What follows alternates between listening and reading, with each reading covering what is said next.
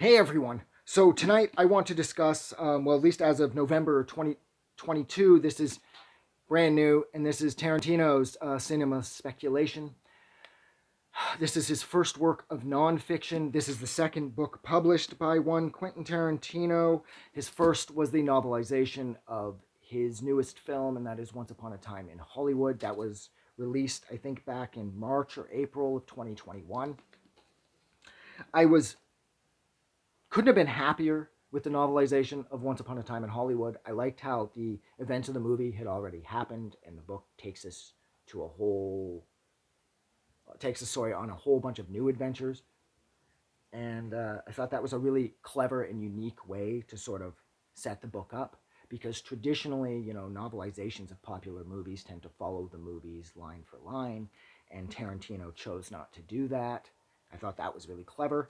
But this, out of the two of them, this is the one that I wanted to get my hands on more, because I wanted to see what he was going to do in the realm of nonfiction. And this book was perfect. I got this, I think, like 4 days ago, something like that. It was around like November 7th or November 8th. I think today's the 11th or the 12th. And I finished it last night. And that was my favorite thing about this book. You in no way, size, shape, or form, you don't need to start at page 1 and read through till the end. It's broken up chapter by chapter, and each chapter is anchored around and titled after one of his favorite movies from the 70s. And as it turns out, a handful of his favorite movies from the 70s are movies that I grew up loving, like Escape from Alcatraz is in here, Rolling Thunder's in here, Taxi Driver's in here, there's Paradise Alley's in here, what else? Christ, I can't, of course, now that I'm being tasked with it because I'm choosing to challenge myself by trying to remember them all. I can't. Oh, that's right. He did Brian De Palma's Sisters. What else? I'll just flip through it. This is easier. And he would also, it wouldn't just be anchored around movies, of course. There are certain movements that he covers as well. Like, for example, New Hollywood in the 70s, and discussing how the post-60s anti-establishment auteurs versus the movie brats, things like that. So it isn't 100% anchored around his favorite films, but in a lot of ways it kind of is. I would still argue, though, that even if you, say, for example, you haven't seen Taxi Driver for whatever reason, don't skip the chapter, because he knows so much, and his writing is so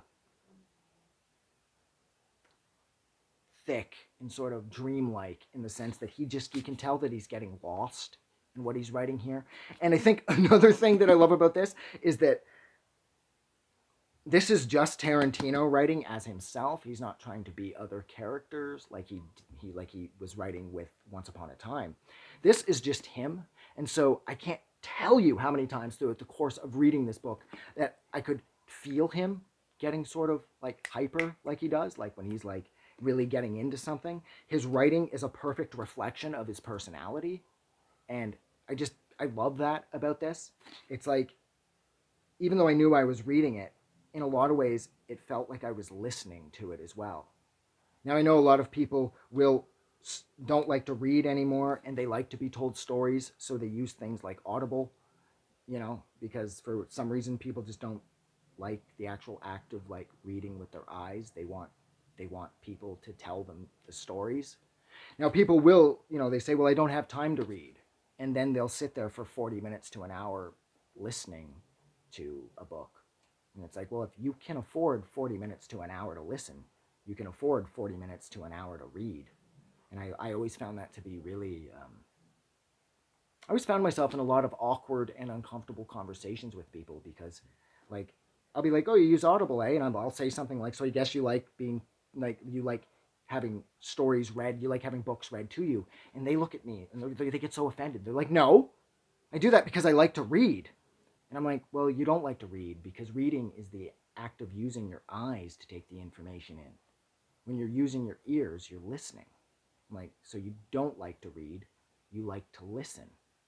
And man, I'm telling you, every person, now granted, there's only been 3 people, but all 3 of them got fucking right pissed off at me for it. Like I was insulting their intellectual capacity or something by saying that they would rather listen than read.